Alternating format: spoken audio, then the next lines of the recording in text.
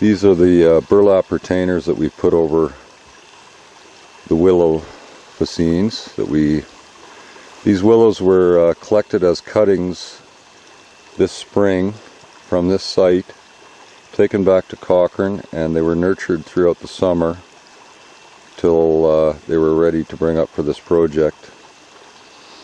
And you can see the ends of some of the cuttings on some of the willows sticking out from the burlap. This burlap is fastened down using a willow cutting with a fork in it, and that's just pushed through the burlap to keep the outside edge of the burlap fastened.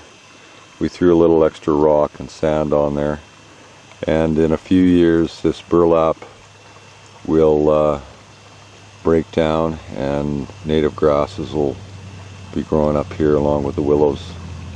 But you can see the willows are doing quite well. This one right here, he's starting to spring right up. So, oh, here comes a truck. I better shut my camera off here for a second.